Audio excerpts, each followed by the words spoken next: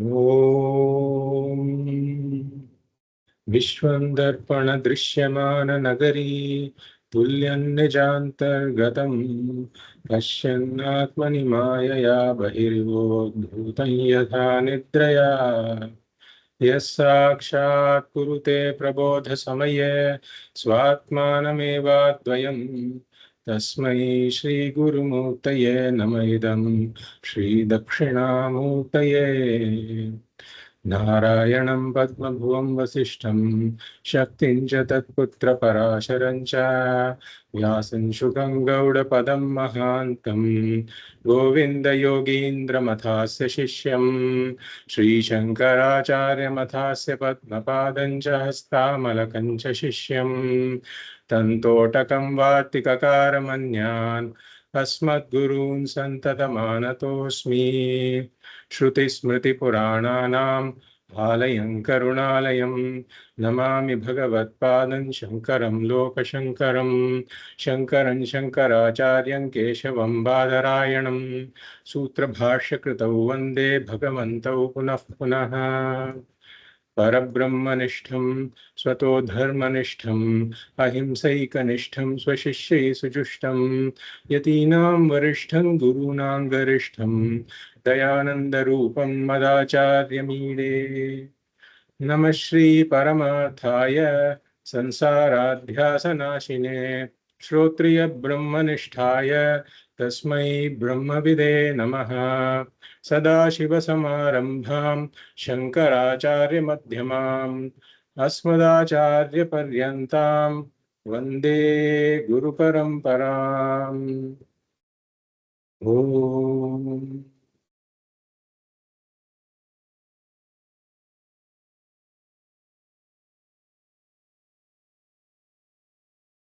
तपोभिः क्षीणपापानां शान्तानां वीतरागिणां मुमुक्षूणामपेक्ष्योऽयम् आत्मबोधो विधीयते।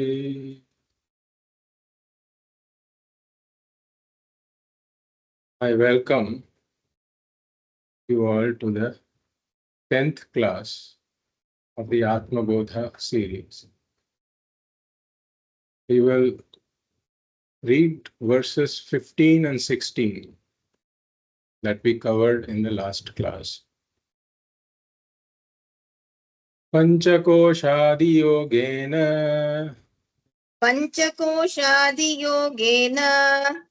tattanmaya iva sthitah शुद्धात्मा नीलवस्त्रादि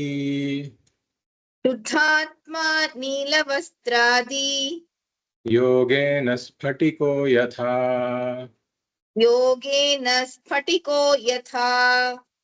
वपुस्तुषादिभिः कोशैः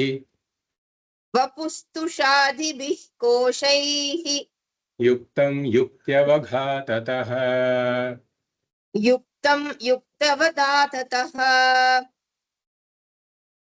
आत्मानं अन्तरं शुद्धं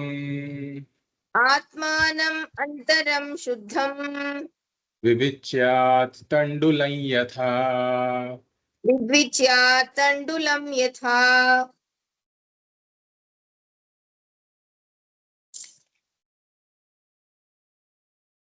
Before the world came into being, Brahman alone was there. Eternal, all-pervading, changeless consciousness.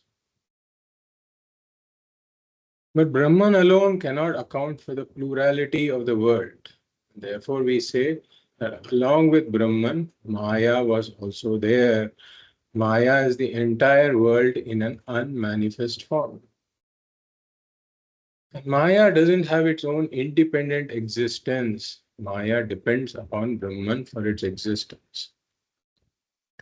So Brahman, in association with Maya, projects this entire Jagat. And as we saw, worlds emerge like bubbles in the ocean. And beings emerge like ornaments from gold. So with these examples, Atma Bodha, Dvapada, is telling us that there is no real creation. There is no substance that is really created. Creation is only creation of Nama Rupas. So once all these Nama Rupas become manifest, especially the Nama Rupa of the beings, which is the Sthula Sūkṣma śarīra of the various beings, then Brahman, as though, gets enclosed in each of these bodies, exactly like space gets as though enclosed within pods. And just as we talk about the multiplicity of spaces associated with different Namarupas, we now start to talk about multiplicity of consciousnesses associated with different Namarupas. But really speaking, Brahman hasn't changed at all, because we saw it's the Vivarta Upadana Karanam, it's the changeless material cause. So Brahman is as though enclosed within each of these bodies, as the consciousness within those bodies. Now the jivas, they refer to themselves as I. They're really referring to Brahman, because Brahman is the only consciousness, eternal, all-pervading consciousness. But then the avarana shakti of Maya comes in, which conceals the real nature, conceals the adhishthanam of the Jagat, the adhishthanam of the beings. And because the adhishthanam is concealed, the jiva does not know his own real nature.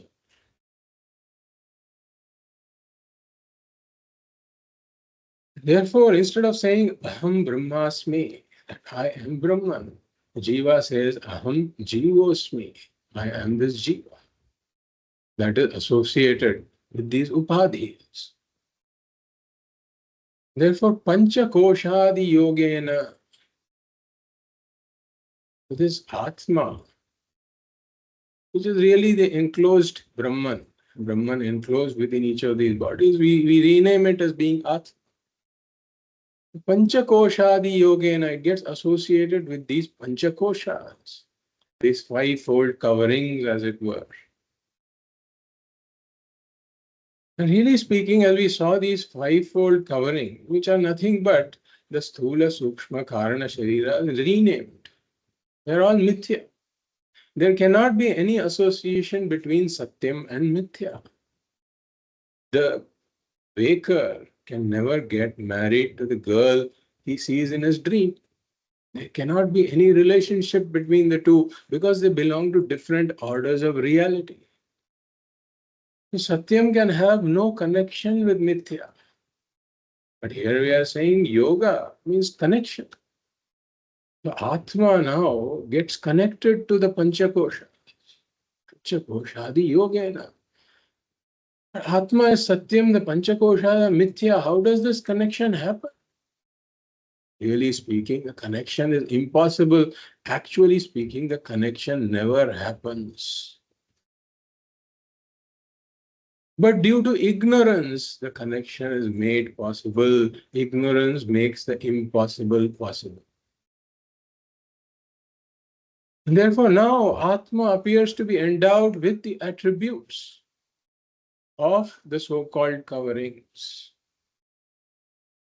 Therefore, the jiva says, I am 45 years old, I am 70 years old, I was born, I am growing, I am decaying, I am dying. All of this is because the Atma has gotten mixed up with the attributes of the Anatma. Really speaking, it has not got mixed up. But due to ignorance, the jiva does this mix up. This is jiva's srishti. This is not Ishvara's srishti. This is jiva's srishti due to the ignorance. Exactly like these different colored clothes blue cloth, green cloth, red cloth. As they are placed next to the crystal and removed, the crystal appears to change colors from blue to green to red. Now, for somebody who doesn't know the real nature of the crystal, that it is ever colorless. Somebody who doesn't know that, they will say that this crystal is now acquiring attributes and dropping attributes. It was red, it is now green, it was blue, it is now red, etc. But really speaking, the crystal is utterly unaffected all the time, even when it appears to be changing color. So for somebody, the crystal jnani knows that the crystal ever remains colorless, ever unaffected. So is the Atma. That's why Bhagavad Pada says, Shuddha-Atma. Atma is ever Shuddha. No matter whatever happens to the Panchakosha, the real nature of Atma is that it is utterly unaffected. Why? Because Atma is Satyam. Satyam can never be touched by whatever happens to Mithya. The gold can never be touched. Whatever happens to the ornaments can never affect the gold. The coming and going of the bubbles can never affect the water.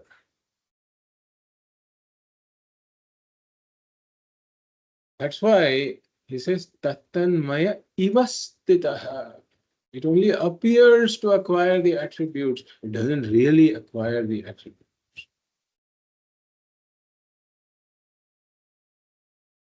Now, in the next verse, Vapustushadhibhih koshaihi yuktam yuktya. So Bhagavad is talking about now that this mix-up has happened, there has to be some separation that is done. So this sadhana, Vedanta sadhana can be classified in 3 steps. The first is Ātma Anātma Viveka. And the mix-up has happened, so some separation has to be done. This mix-up has to be sorted out. But just the Atma Anatma Viveka is not enough. We will see that. So the second step is Satyam Mithya Viveka, Satyam Mithya Vichara. This has to be done. One has to come to the point that not only is Atma separate from Anatma, but Atma is Satyam, Anatma is Mithya. Then the third step is Satyam Atmanishtha, Satya Atmanishtha, where one abides as this Satyam, as this Satya Atma. Abides as this Satyam. Claims that I am the Satyam. I am this Atma, that is Satyam. So here Bhagavad Pada is just talking about the Atma Anatma Viveka part of it. Sorting out this mix-up. And as we said, Bhagavad Pada gives the example of tandulam yatha. Rice is mixed up with the husk, etc. It's in the form of paddy. And in this case, the two things belong to the same order of reality. The rice and the husk belong to the same order of reality. So the mix-up is real in that order of reality. And therefore, physical removal of this mix-up is required. And therefore, this physical pounding is required to remove this mix-up, to separate the rice from the non-rice. But in our case, we are talking about Atma Anatma mix-up. As we said, there is no real mix-up at all. The crystal always remains colorless. Atma is not in the least affected by Anatma. Then I have still done this mix-up like we saw because of ignorance. So the mix-up is because of ignorance.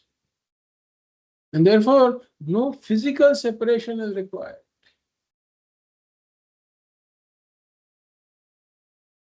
What I have to do is I have to use my buddhi and separate the two. And that's why it's yukti avaghatakaha. Just like we saw the example of the moon. The child says the moon has its own light. But then as we study the subject matter, as one does sunlight, moon, viveka, one comes to the understanding that the moon doesn't have its own light. That sunlight is a separate, independent principle that pervades the moon and illumines the moon. Sunlight is not a product, or property of the moon. But then I don't have to physically separate the moonlight from the moon. I understand using my intellect that even though the two appear to be mixed up, they are actually separate. So similarly, due to aviveka, the ignorant jiva says that this body has consciousness, mind has consciousness. But now he is posed with the task of understanding that the two are actually separate. Where there are two, he is seeing one. So in order to see that they are two, he doesn't have to do a physical separation of the two. But he has to understand using the intellect that the two are separate. So consciousness is not a product, or property of the body-mind. Consciousness is an independent principle that pervades the body-mind and illuminates the body. So to come to this point, one has to use yukti, one uses reason, logic. So when we talk about logic, is logic something separate? Is it separate from the Shastras? For example, there are many Western philosophers who have used pure logic to try to arrive at what is the nature of reality. Or even within the Sanatana Dharma traditions, we find that there are Nyaya Vaisheshika. They gave predominance to logic. Even though they accept the Vedas as being a pramana, they gave predominance to logic. Saying logic is the primary means of gaining this knowledge. And that's a separate discussion. The conclusions that they arrived at are against Vedanta by using predominantly logic.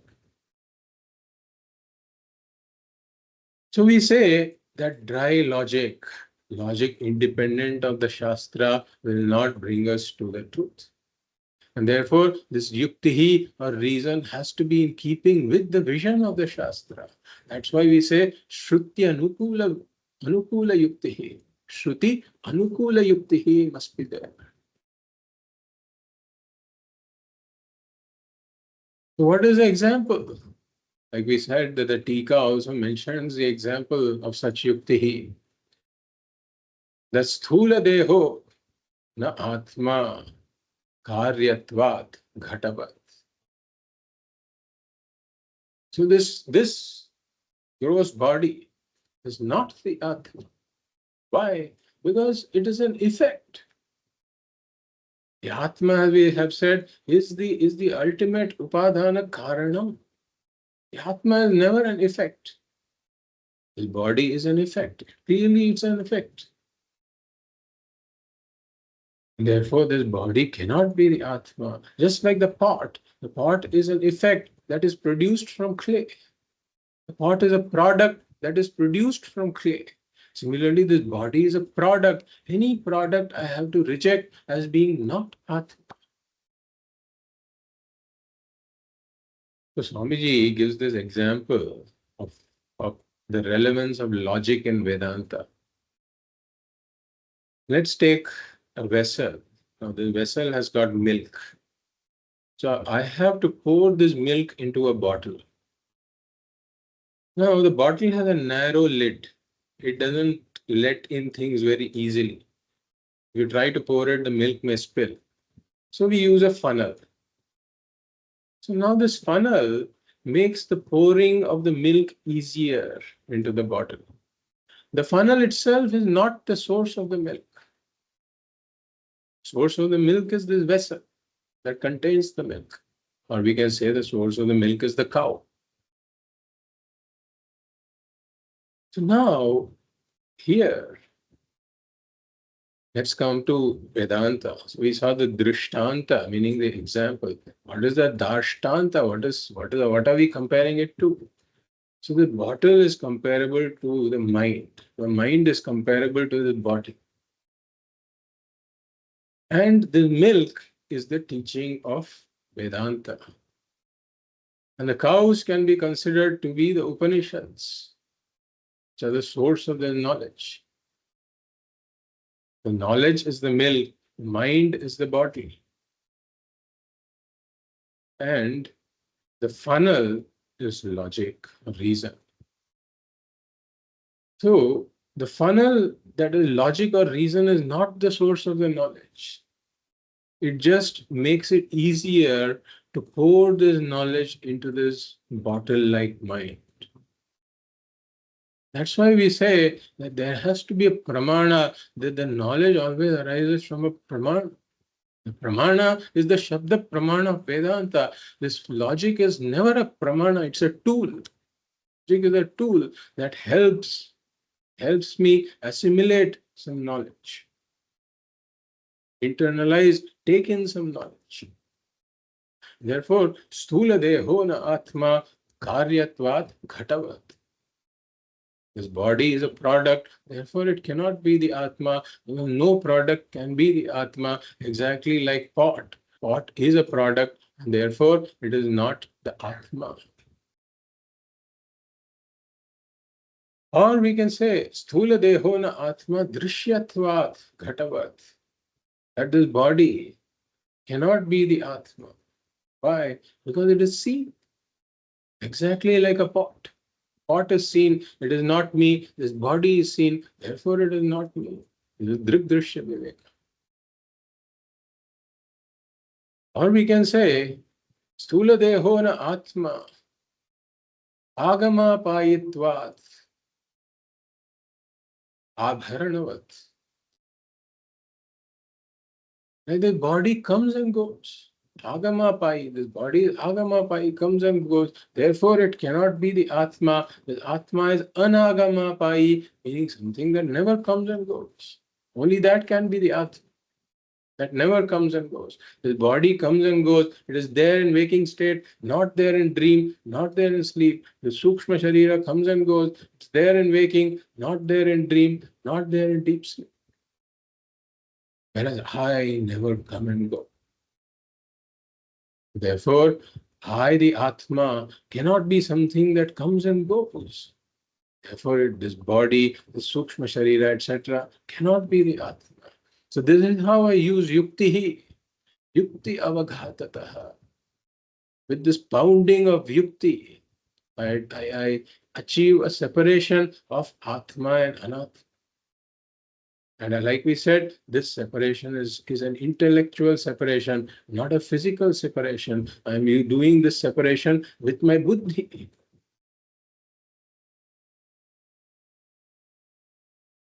So, these yukti blows that we are talking about,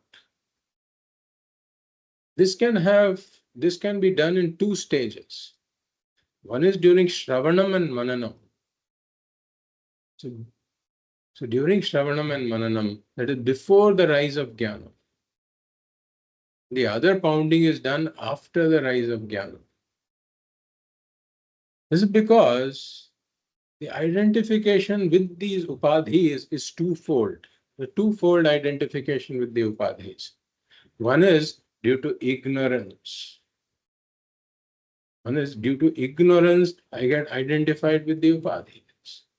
And the other is due to habit, I get identified with the upadhis. So during Shravanam and Mananam, when yuktihi, the pounding with this yuktihi is done, then at that point I am attacking the ignorance-based identification. I'm trying to achieve this separation this mix-up that has been done, I am sorting out the mix-up. This is Atma Anatma Viveka. But this separation also keeps us in Dvaitam only. Well, after the separation, I have come to two. I have come to a separate Anatma and a separate Atma. So this also is a limited Atma only. Even though I have done Atma Anatma Viveka. So the Atma Anatma Viveka brings me to Tvam Pada Lakshyartha. For those of us who went through Tattva Bodha, brings us to Tvam Pada Lakshyartha. Meaning that this individualized consciousness enclosed within the body mind, it brings me to that point. But then this has to be followed by Mahavakya Vichara. And Srishti Prakriya and Mahavakya Vichara. So Srishti Prakriya tells me Brahma Satyam Jagan Mithya. That Brahman is Satyam, the world is Mithya. When Mahavakya Vichara equates this Atma with this Brahman, that is the Karanam of the entire Jagat. So Atma Anatma Vichara brings me to this separate Atma, that enclosed consciousness. But it hasn't still informed me that this enclosed consciousness is the Karanam of the entire Jagat.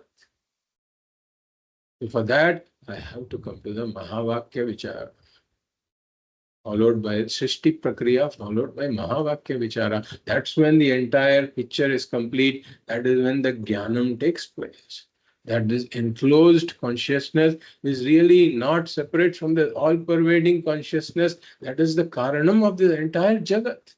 At that point only, this consciousness is then elevated to become Satyam, and the Jagat is demoted to become Mithya. Atma Satyam Tadanyat Sarvam Mithyati. And this alone liberates, this knowledge alone liberates. Then one comes to this abidance in this Satyam Atma, that is what liberates. So during Shravanam and Mananam, at this point, we're doing Atma Anatma Viveka, separation of the Atma and Anatma, that is prior to the rise of Jnana. Yukti he is used. These blows are given. But these blows are directed at the Ajnanam and Avivekaha that arises out of this Ajnanam, the mix-up. But then after the rise of Jnanam, now the ignorance is gone. But there can still be an identification because of the momentum of habit. He knows that I am not this body-mind. That still gets identified with the body-mind purely because of habit. This habit-based identification to tackle this is done in Nididhyasanam. Nididhyasanam is purely meant to tackle this habit-based identification. So any subsequent Shravanam that is done after the rise of Jnanam becomes Nididhyasanam. That is Shravana Abhyasa Rupa Nididhyasanam. Any subsequent Shravanam after the rise of Jnanam becomes Nididhyasanam, and that now tackles the habit-based identification. So this pounding that is done during Shravanam after the rise of Jnanam becomes this pounding at the habit-based identification.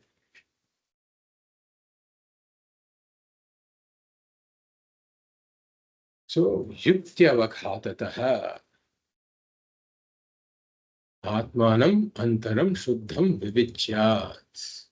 So one separates the Atma from Anatma. We'll now go to the next shloka. Sada sarvagatopyatma. Sada sarvagatopyatma. Na sarvatravabhasate. Na sarvatravabhasate. Buddhavevavabhaseta. Buddhavevavabhaseta. स्वच्छेषु प्रतिबिम्बवत्. स्वच्छेषु प्रतिबिम्बवत्.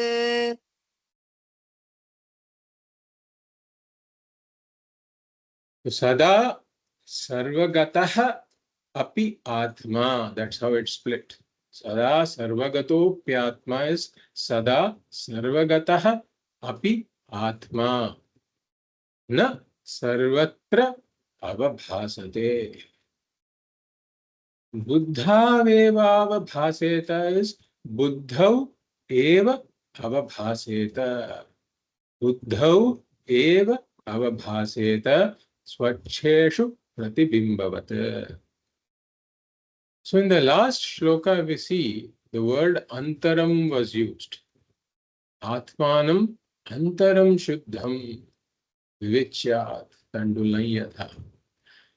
So the Atma, the inner Atma, has to be separated, Bhagavad Pada has said. So the inner, the use of this word antaram or inner can create some confusion. Because it makes it look like Atma only inside of this body mind. So let us take the example of the wave and water. You can, in a manner of saying the wave when it's doing the sadhana, it may be told that the water is inside of you. So if we literally take that, then that would mean that the wave is some kind of a container and there is water within that container. It can give rise to that meaning. So this body mind is like a container, there's Atma within this container. But that is not what the reality is. So the word antaram is better understood as being adhishthanam. In fact, wherever the word antaram comes up, we should understand it as adhishthanam.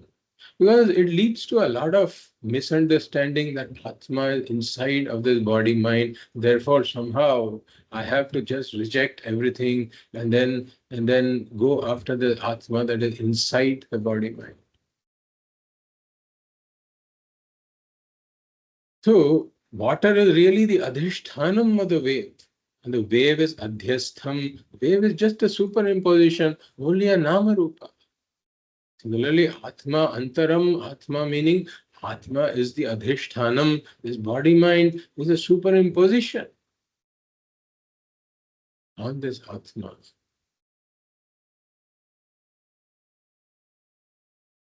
So Atma is the final Adhishthanam that we have to come to of the entire Jagat. And therefore, Atma is actually all-pervading. It is not limited to this body mind. Saying that it is inner limits the Atma. Therefore, here, this shloka is telling us that Atma is all-pervading. So in this verse, Bhagavad Pada is clarifying this third feature of consciousness that we saw. Consciousness is not a part, product, or property of the body-mind. Consciousness is an independent principle that pervades the body-mind and enlimens the body-mind. Consciousness is not limited by the boundaries of the body-mind. This is what Bhagavad Pada is telling us here. So sada sarvagataha Atma. So Atma is ever all-pervading. Sarvagataha is sarvatra gataha. Sarvatra gataha means gataha means gone. Sarvatra, sarva is everywhere. So gone everywhere, meaning all-pervading. Sada, always. So Atma is always all-pervading. So consciousness is not limited by the boundaries of the body. So when we talk about this inside the body and outside the body, we are talking about relative to the body. So for example, I can say that my liver is inside the body. Liver is inside the body. Or the mic is outside the body. So now we say that when we say consciousness is both inside and outside the body, it is not at the same level like liver is inside the body. Similarly, consciousness is inside the body and mic is outside the body. So consciousness is outside the body. It is not exactly like that. Let us say that this person in the dream, there's a person in the dream who says that the liver is inside my body. He's referring to the dream body. Says liver is inside my body. And then mic is outside the body. He's saying this in the dream. But now consider with reference to the waker who is asleep, what is going on, right? So the liver that is inside the dream body is inside the waker. It is not outside the waker, or inside, it is not outside the waker. It is also inside the waker. But this mic that is outside the dream body is also inside the waker. It is not outside the waker. So really speaking, that the liver, the dream body, the mic that is outside the dream body is all inside the waker who's asleep. In fact, the whole of dream space is inside the waker who is asleep. So similarly here too, when I say the liver is inside this body, the liver that is inside the body is also within consciousness. And then mic that is outside the body is also within consciousness. In fact, the whole body, the liver, the mic, whatever we talk about, inside and outside, everything is within consciousness. And therefore, consciousness is all-pervading. So now there can be a question that if consciousness is all-pervading, then why is everything not conscious? Why is the mic not conscious? Like you said, thankfully the mic is not conscious. Because like Swamiji says, as it is, there are sound engineers who try to improve the fidelity of the sound with a lot of effort. Now, the mic had its own consciousness and it had its own moods, etc. And it would make sound engineering impossible. So thankfully, there are things in this world that are not conscious. But if consciousness is all pervading, why is everything not conscious? If there is consciousness, this mic is within consciousness, like we said. So consciousness is as much enclosed within that mic as it is enclosed within this body. Why is this mic not conscious? Why is the desk not conscious? This is why Bhagavad Pada uses the word api. Sada sarvagataha api Ātma. So he's saying, even though consciousness is all-pervading, even though Ātma is all-pervading, he's bringing in the even though. He says, na sarvatra avabhasate. This consciousness is not experienced everywhere, even though it is all-pervading. Exactly like sunlight is all-pervading. But at night, the sunlight is still pervading the sky, the space. But it is noticeable only where the moon is. The sunlight is there around the moon also. How do we prove that the sunlight is around the moon? And if we ask Elon Musk, then Elon Musk might help conduct this experiment where he sends a few rockets to space with large mirrors, and he puts these mirrors around moon, right? Then at night, if we look up, then we will see that the the mirrors around the moon, they're also glowing. Why? Because they are reflecting sunlight. So now he removes the mirror, then the sunlight is not manifest. He places the mirrors, then sunlight becomes manifest. So even though sunlight is all-pervading, it is not experienceable everywhere. It needs a medium to experience it. So similarly, even though consciousness is all-pervading, it is not experienced everywhere. It needs a medium to experience it. Another example, right? We take the example of fire. The fire has got both heat as well as light. That's why we light a candle when there's a power cut. Why? Because it also gives out light. But then let's say that we heat water with fire, or we heat sand with fire. Then water becomes hot, sand becomes hot, but water doesn't start glowing like fire. Sand doesn't start to glow like fire. It only gets the heat aspect of fire, not the light aspect of fire.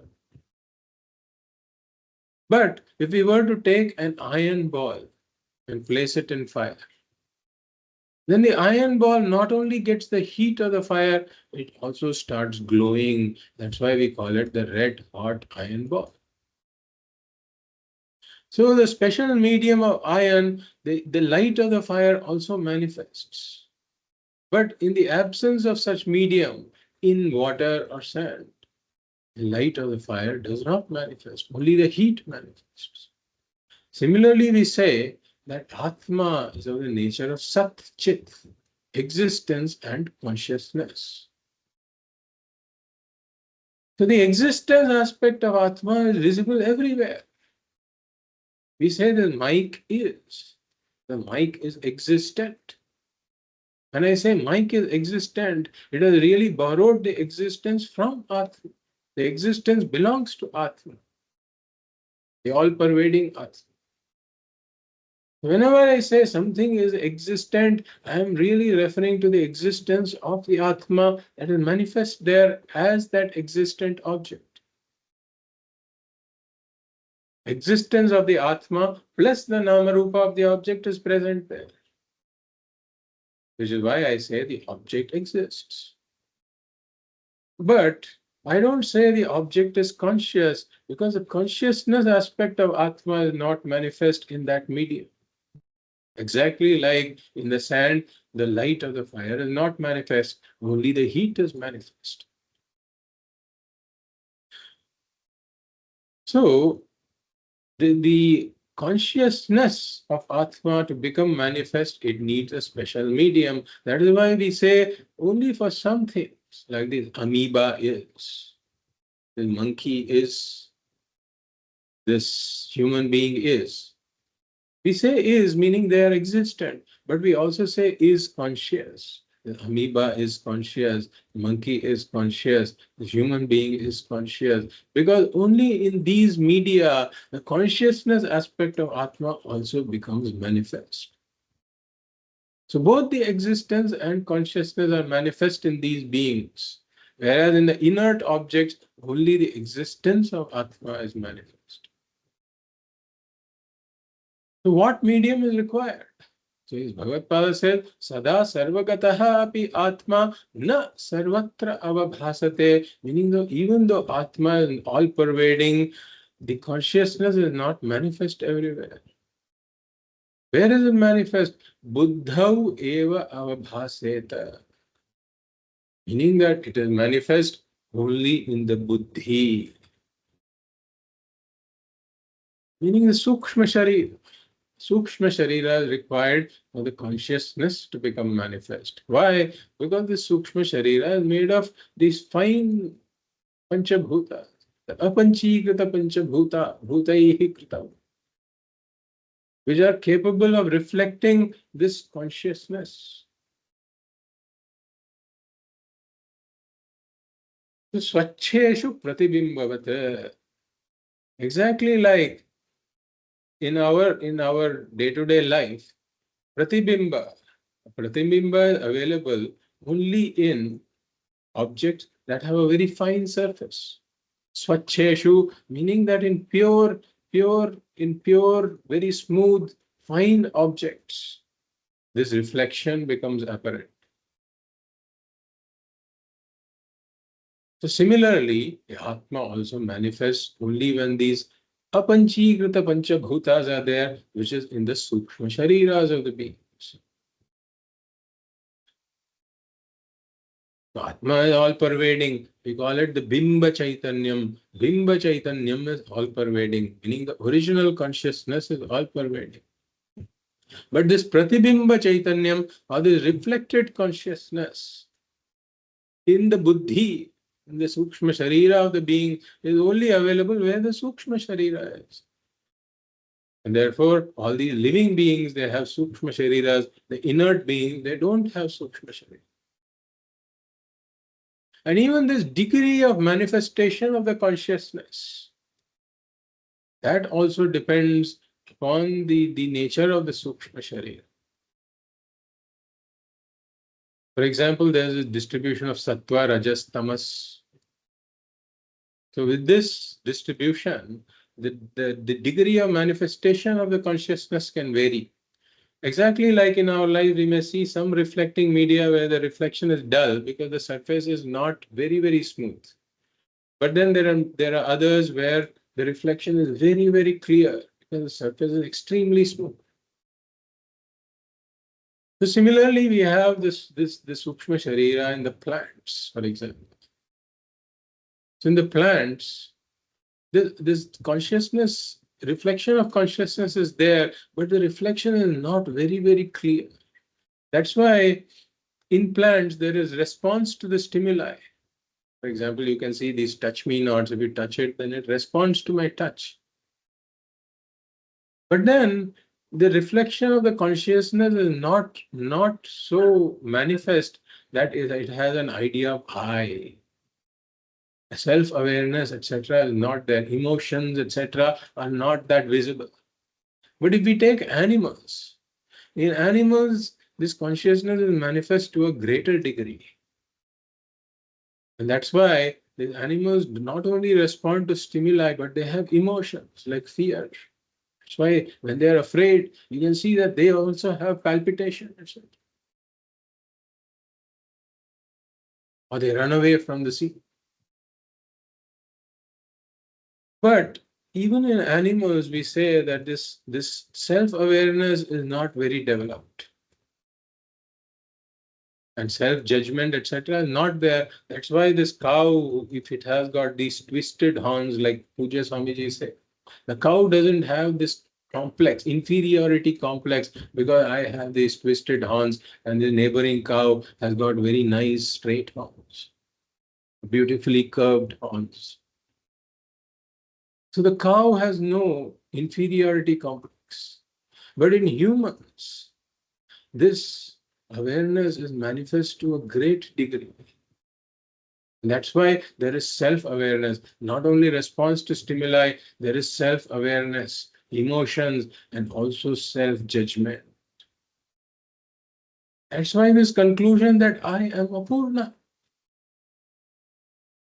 And then the endless struggle for becoming Purnaha. That's why a human being alone has got this problem of samsara in that janma. Because the animal janma, in that janma, the samsara is not very evident. Of course, it has to go through suffering, etc. But it cannot strive for moksha, purusharthas in that janma. But in the human being's case, this conclusion, the self-judgment is there. Why? Because the self-awareness is manifest to a very acute self-awareness and self-judgment. So swacheshu pratibimbavat. So here Bhagavad talked about this all-pervading Ātma and why it is only manifest in certain beings. Now we'll go to the next sloka. Dehendriyamano buddhi देहेन्द्रियमनो बुद्धि प्रकृतिभ्यो विलक्षणम् प्रकृतिभ्यो विलक्षणम् तद्वृत्तिसाक्षिणं विद्यात् तद्वृत्तिसाक्षिणं विद्यात् आत्मानं राजवत् सदा. आत्मानं राजवत्सदा. Here, Bhagavad, after having highlighted the third feature of consciousness, that consciousness is not limited to the boundaries of the body-mind, Bhagavad is now highlighting the second feature of consciousness. That consciousness is an independent principle that pervades the body, mind, and illumines it. It's an independent principle, just like sunlight is an independent principle that pervades the moon and illumines it. So the independence is highlighted by the word vilakshanam. Means consciousness is something that is entirely different. It's of a different nature altogether compared to dehendriya, mano, buddhi, etc. So the most fundamental difference is consciousness is not matter. Consciousness is not matter. Everything else can be classified as matter. And this is why science is struggling with consciousness. Because all our senses and the instruments, scientific instruments, etc., they are only meant to deal with matter. Like matter on a very big scale, like these stars. We have telescopes that extend our sense of vision up to the stars that are that have large quantities of matter. And then we have the ability to extend our vision to the very small also. With microscopes, we can see microbes whose bodies are constituted with very small amounts of matter. But when we come to the observer can never be observed. So this consciousness that is in the form of the observer in every being, that consciousness can never be observed. And it is not material at all. That's why we call matter and spirit. The consciousness is spirit. It is unlike matter.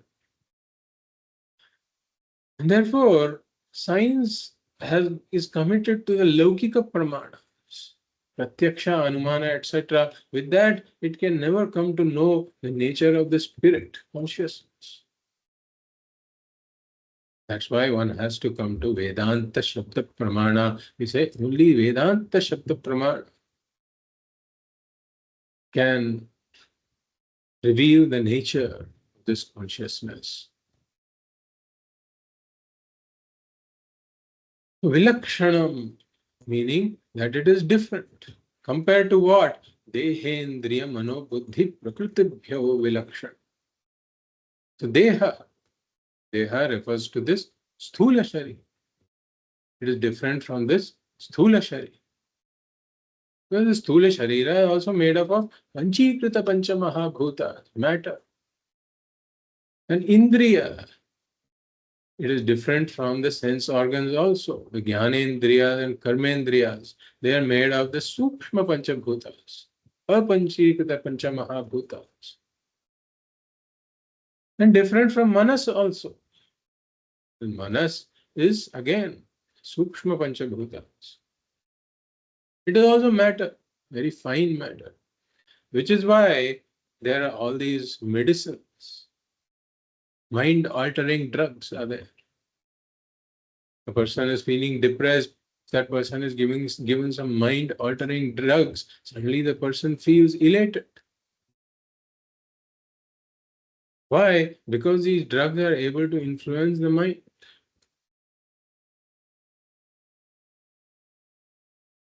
And determine the moods. The mind is also matter. And buddhi is also matter. That's why we say that for somebody who is a student of Vedanta, one needs a sūkṣma buddhi, meaning a very fine buddhi is required. And for that, a sattvic diet is also recommended because of the subtle aspect of the food, the subtle matter that is in the food, that goes and influences the buddhi also. So dehendriya mano buddhi prakritibhyaha vilakshanam. What is prakriti? Prakriti refers to the karana śarīra, which is also unmanifest matter. It is at the same level as Maya. Maya is unmanifest matter. So Atma is different from all of these. Dehe, Indriya, Mano, Buddhi, Prakriti-bhyo vilakshana.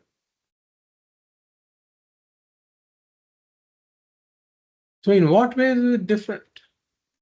We say all of these, Dehe, Indriya, Mano, Buddhi, etc. They have these fivefold characteristics that Swamiji talks about. They are different from Atma, is different from these because they have these fivefold attributes. Because they have these, so we say Dṛśyatvat. They have Dṛśyatvam, meaning they are seen. Dṛśyatvat. Bhautikatvat. They have Bhautikatvam, Bhautikatvat. Meaning that they are made of all these elements and elementals. Bhautikatvam. Dṛśyatvam, Bhautikatvam. Sagunatva, they are sagunam, meaning that they have attributes like Shabda, Sparsha, Rupa, Rasa, Gandha, etc. Savikaratva, meaning that they have these modifications. They are all subject to modifications. And Agama Payitvat, meaning they are subject to coming and going. Dṛśyatvat, Bhautikatvat, Sagunatvat, Savikaratvat, Agama Payitvat. Because of these reasons, they are not the Atma. Atma does not have Dṛśyatva. Why? Because it is Dṛk, it is the seer. Atma doesn't have Bhautikatva. Because Atma is not made up of these Panchikrita or Apanchikrita Panchabhutas. It is not matter at all. And Atma is Nirguna, therefore it doesn't have Sagunatva. And Atma is Nirvikaraha, changeless, therefore it doesn't have Savikara. And Atma is Anagama Pai, never comes and goes, whereas these other things are Agama Pai. Therefore, Atma has got opposite nature compared to all of these. Therefore, Vilakshanam, Dehendriya, Mano, Buddhi, Prakritibhyo Vilakshanam. And what is Atma? Tadvritti Sakshinam Vidyat.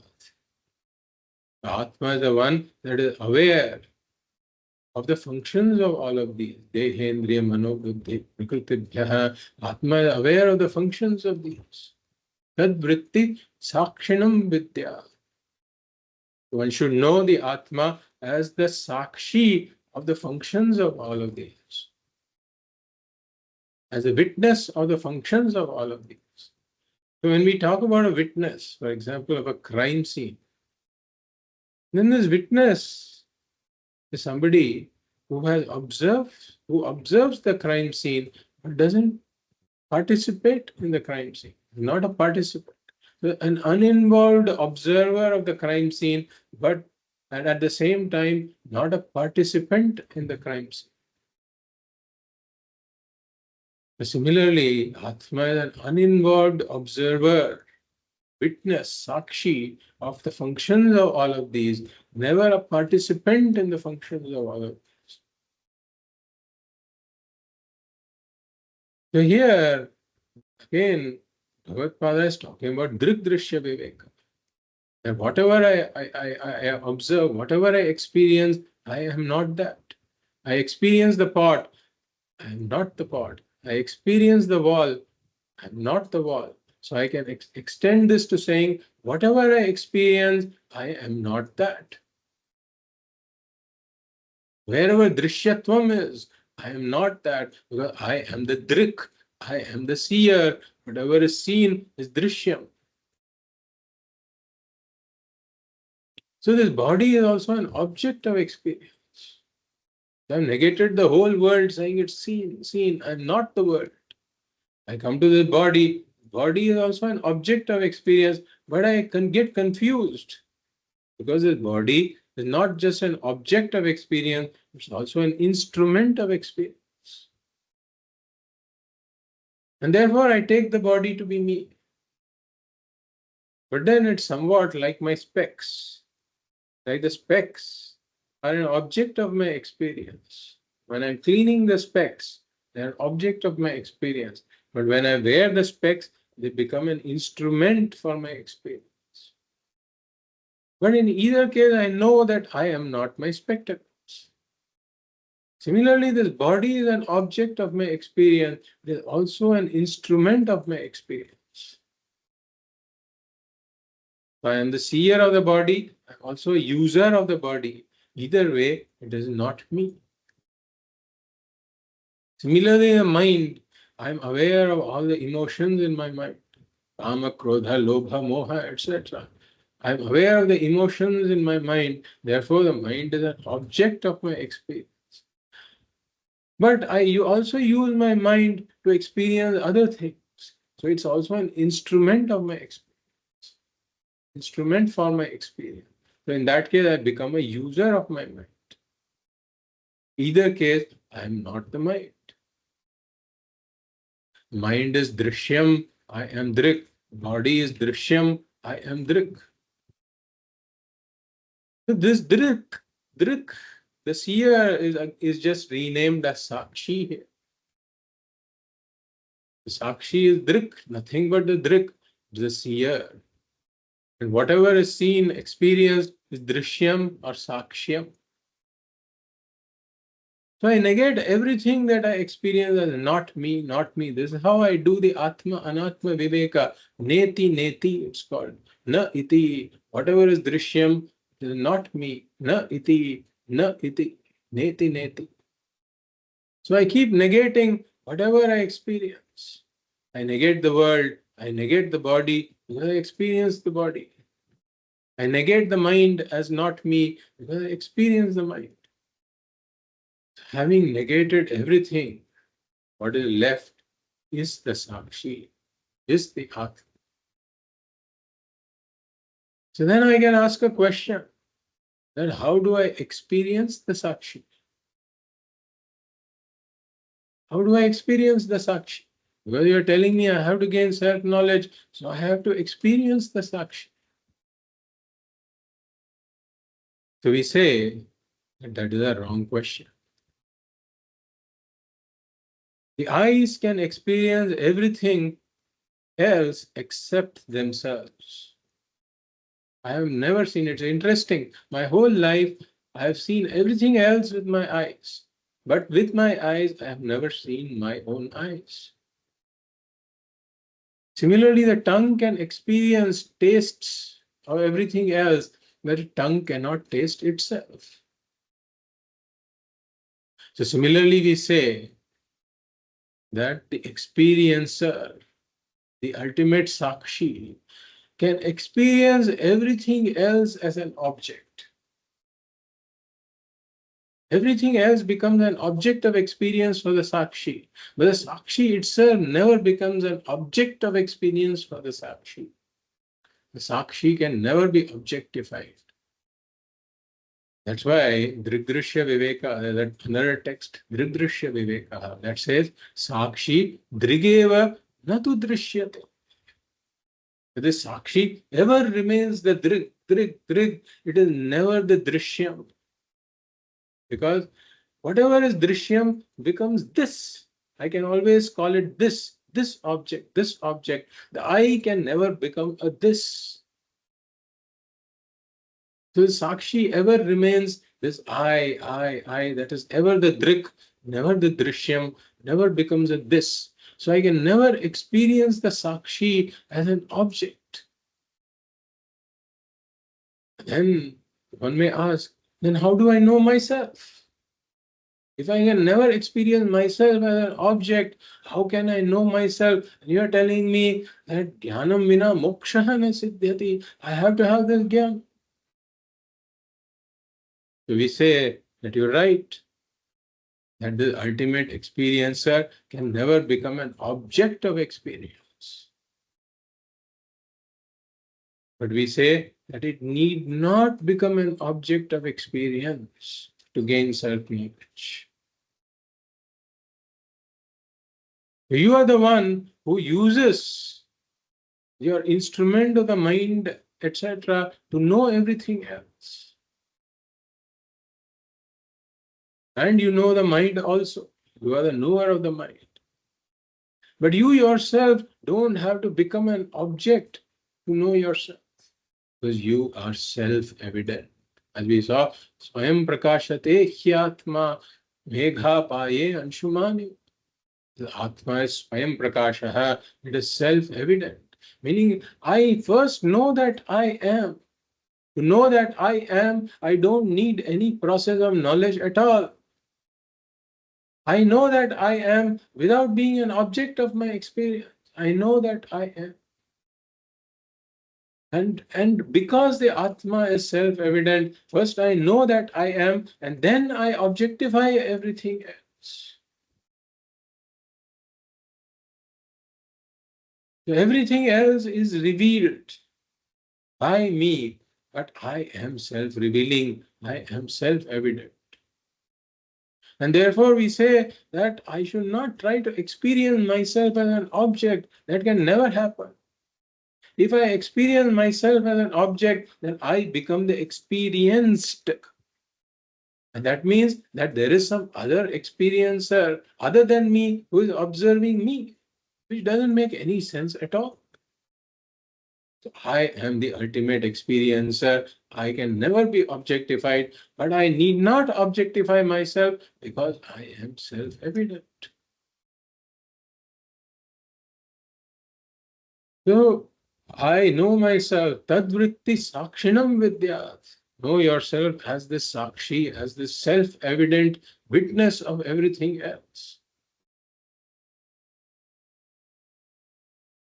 So Atmanam vidyat. Know this sākṣī, this ever unobjectifiable witness of everything. Know that to be yourself. Atmanam vidyat.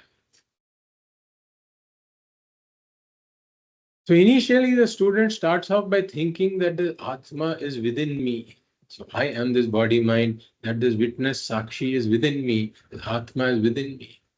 That's the mix-up. But we say that with Dṛg-Dṛśya Viveka, when everything else is rejected as not me, then one claims that I myself am the witness of the body and mind. So Atma is not within me, but I am the Atma that is the witness. So you are, the witness is not within you, you are the witness. I have to come to that point. And Bhagavad gives an example, Rajavat Sada, meaning like a king. So this body is compared to the fort, compared to a fort. Then this buddhi can be compared to the chief minister.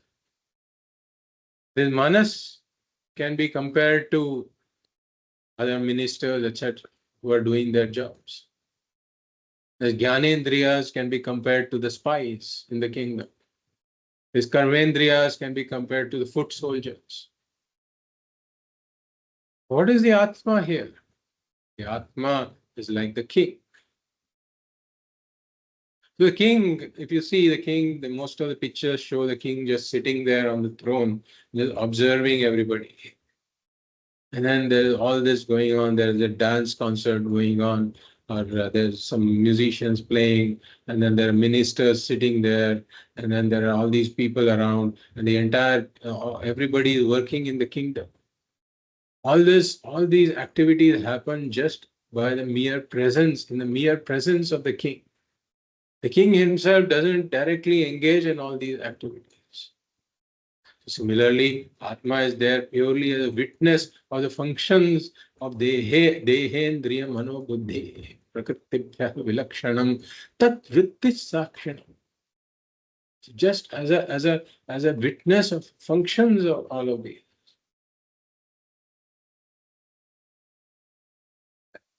So this is how the Atma is compared to the king.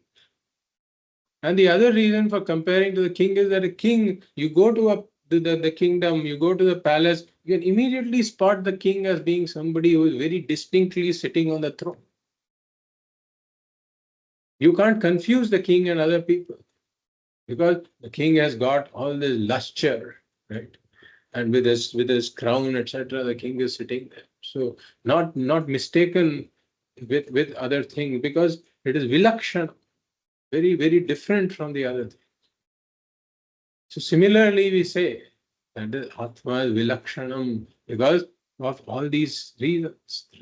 Everything else is drishyatvat, bhautikatvat, sagunatvat, savikaratvat, agamapayatvat. Atma is very different from all of these, and moreover, Atma is self-evident. So Atma is like this king seated in the fort of this body. We will cover the next shloka also, because it's a briefly conveyable idea. Vyapriteshvindriyeshvatma व्यापृतेष्विन्द्रियेत्यात्मा vyapari va vivekinam व्यापारी वा विवेकिनाम् drishyate bhreshu dhavatsu दृश्यते भ्रेषु धावत्सु dhavanniva yatha shashi. धावन् इव यथा Shashi. So here, Bhagavad Pada is talking about the actionlessness of Atma. So we saw the all-pervasiveness of Atma today. And we saw how Atma is very different, vilakshanam, compared to Dehendriya Manobuddhi and the witness of all of their functions. And here Bhagavad Pada is emphasizing that the Atma is akarta, actionless. So vyapriteshu indriyeshu. So here indriya refers to all of these sense organs. But we can take the mind and buddhi also, the antakaranam also as an antar indriya. It's an inner organ. So just like all of these sense organs and the inner organ, mind, buddhi, so we can include body, mind, senses, everything. Vyapriteshu, meaning when they are active. So all of the body, mind, senses, etc. engage in various activities.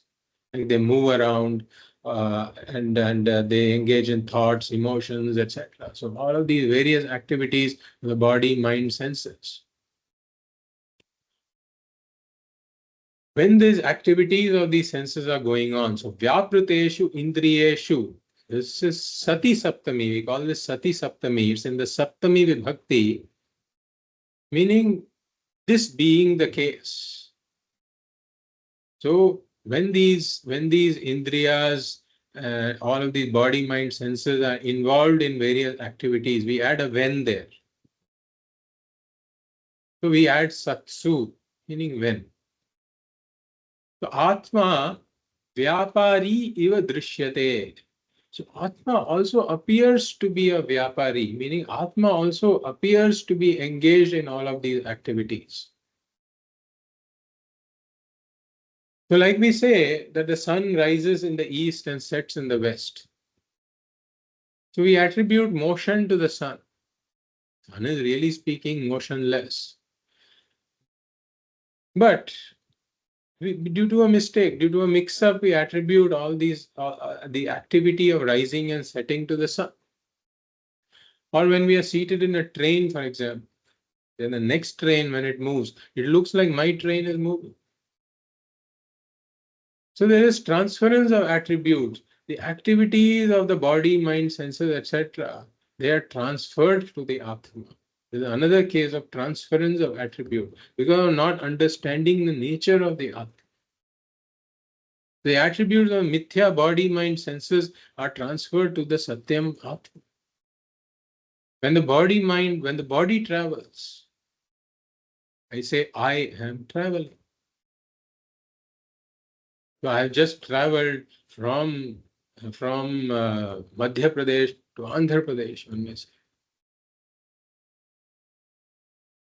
So one attributes the location of the body mind to the Atma and also the travel of the body mind to the Atma. Or when the body mind senses are engaged in hectic activity, I say that I have done a lot of work today. I have worked very hard today and I am tired. So even this tiredness of the body mind is attributed to I. the Atma. But Bhagavad says this is done by those who don't understand the nature of the Atma, by avivekina. So vyapriteshu indriyeshu satsu Atma vyapari iva drishyate. To whom? For those who don't have the Viveka, avivekina. And you can go back and look at the Tika. And there, Padmapadacharya tells us that avivekinam are those who are Guru Shastra Rahitanam, meaning those who don't have exposure to the Guru and the Guru explaining the Vedanta Shastra. They will really attribute one of the activity of the body-mind to the I. Say, I have been very busy, I am very active, I am tired. This is the vision of those who don't have the access to the Guru and Shastra. Avivekina. So Bhagavad gives an example. So Dṛśyate abhreshu dhavatsu satsu dhavan iva yatha shashi. So here again sati saptami is used, meaning when the clouds are moving, he says. Abhreshu dhavatsu. Abhreshu means clouds. Dhavatsu means are running. And it is in Saptami Vibhakti. Because when the clouds are running, Abhreshu dhavatsu satsu. Shashi dhavan iva drishyate. Shashi means the moon. So when the clouds are moving, the moon appears to be moving. So here, Shashi is really a Nakaranta Shabda, Shashin Shabda. Like Sākṣin is also a Nakaranta Shabda, Sākṣin Shabda. Similarly, Shashin, the Nakaranta Shabda. And its Prathama Ekavachanam is Shashi. Shashi, Shashinam, Shashinaha. So what does Shashin mean? Shashin means Shashaha Asya Asti. It is Shashin. The Shashaha means a rabbit. Rabbit. The one that has the mark of a rabbit is called Shashi. Why a rabbit? I don't know if you have observed the moon, but on a Paurnami night, if you observe the moon, then you can see that all these craters of the moon, right, that are visible. And it so happens because of various laws of physics. And if you can go back, you can ask YouTube this question: why do we only see one side of the moon? Right? A very detailed explanation on physics as to why only one side of the moon is visible to us. You have never seen the other side of the moon. So since thousands of years, right, only one side of the moon has been visible to us, and there is an explanation in physics as to why that happens. Very interesting explanation. But anyway, we won't get into that. But whichever side of the moon has been visible to us, and Bhagavad has also seen it. That is why he is writing.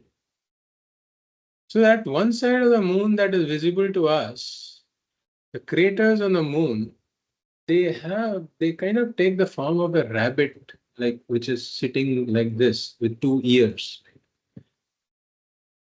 So interestingly, I had independently thought that when that something looks like a rabbit, the form of a rabbit there. And then saw that there it is mentioned in the Vedantic text also. So when you get the next opportunity, if you have not noticed it, please see the moon on a Paurnami and see that form of the rabbit there. So Shashi means one that has the mark of a rabbit. So this Shashi Dhavanniva Dṛśyate, the Shashi appears to be moving. In fact, the moon is moving, all right, but it appears to be moving very fast, much faster than its regular movement. Why? Because the clouds are moving fast. Winds make the clouds move, but instead of attributing the motion to the clouds, one attributes the motion to the moon. So we are superimposing the activity of the cloud upon the moon. Now a child might say, look, move, the moon is moving. Really speaking, it's the clouds that are moving. So we may laugh at the child when he says that. Bhagavad says that we ourselves are making the same mistake at a different level. The attributes of the body and mind, the activity of the body and mind, we are superimposing upon the Atma. Actually, the Atma is changeless, nirvikaraha, and therefore it is akarta, meaning it can never engage in any activity at all. The activity requires change, and Atma is ever changeless. Therefore, Atma is akarta. So this is again a mix-up, and we have to correct this mixed up. We have to understand the Atma as akarta, meaning one never engages, one that never engages in any activity. Atma is actionless. So today we saw the all-pervading nature of the Atma, the witness nature of the Atma, the actionlessness nature of the Atma. Om Purnamadaഃ Purnamidam Purnāt Purnamudachyate Purnasya Purnamadaya Purnamevavashishyate. Om Shanti Shanti Shanti. Hari Om Shri Gurubhyo Namaha. Hari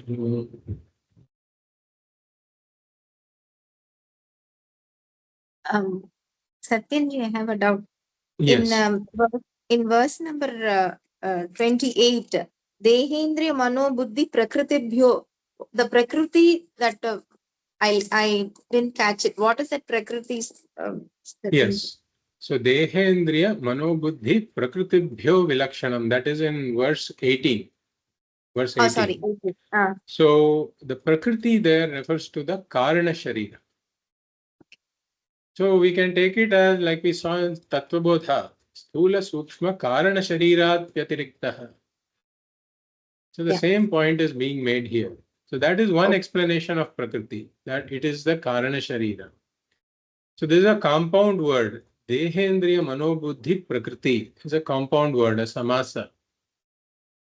So one way to explain this is Prakriti is the Karana Sharīra. So we can say Dehendriya Manobuddhi Karana Sharirebhya Vilakshana or Vyatiriktam, right?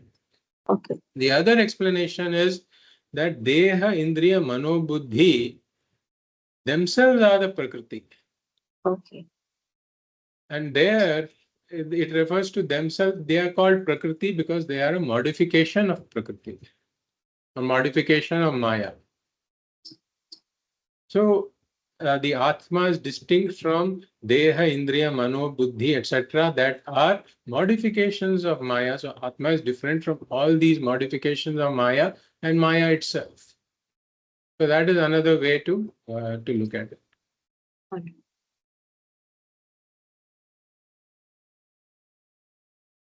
Any other questions or comments? So Yes. It's because of Maya, the Prakriti, it's exhibited, right? So you said Maya is unmanifest, but Maya is the reason for the Nama and Exactly. Rupa. Exactly. Right. Right. So that's why you say it's unmanifest? Yes, the Maya itself is unmanifest because it is really the finest form of matter. It is also matter. It is the primordial matter, right? Mm-hmm. Just like matter, we are classifying in at two levels, right? We say sthula matter, which our senses can observe, right?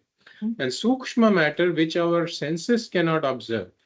But I know my sūkṣma śarīra because I am aware of it, aware of what is going on in my mind. So the mind is also a subtler form of matter. But Maya is the subtlest form of matter that is possible. and it is said to be unmanifest, meaning that it cannot, there is no nama and rupa associated with it. It cannot be observed at all. For example, in our deep sleep, right? In our deep sleep, what is it like? There is just the consciousness aspect is there. Atma is there. But then there is no visible nama rupa at all, right? So there is absence of all nama rupa. But we don't say that it is an absolute absence of the nama rupas, because the nama rupas re-emerge when I wake up. When I wake up, I see the entire nama rupa, everything emerge again. So we say that the nama rupas were there in an unmanifest form, and they become manifest at some point. So this unmanifest form records that I had a deep sleep. Exactly. So that I was asleep is recorded in my own karana śarīra. And the karana śarīra is unmanifest. So in an unmanifest form, my experience of deep sleep is recorded. And when I wake up, I'm able to recollect my experience of a deep sleep. So similarly, we say at the beginning of Srishti, at the beginning of creation, right? The Atma, Brahman was there, consciousness was there. But then the entire Srishti has emerged, right? So something cannot emerge out of nothing. So Brahman is changeless. So this changeless Brahman cannot account for all of these variety of Nama Rupas. So all of these varieties of Nama Rupas were there in an unmanifest form in Maya. Exactly like when you boot your machine, right? When you boot your computer, suddenly you see all of these graphics and all Windows logo, etc. appearing, right? Or Mac logo appearing. Where is it appearing from? You can now see it on the screen. But all of this was stored in the hard disk in an unmanifest form. That is now becoming manifest. So similarly, all of these Namarupas of the Jagat, all of these Jivas, Namarupas, they're all there in an unmanifest form. Karana śarīra of every Jiva is there. The entire world is present in an unmanifest form. So during Srishti, all of these unmanifest become manifest. Maya is the unmanifest form of the entire world. Does that clarify? Yeah.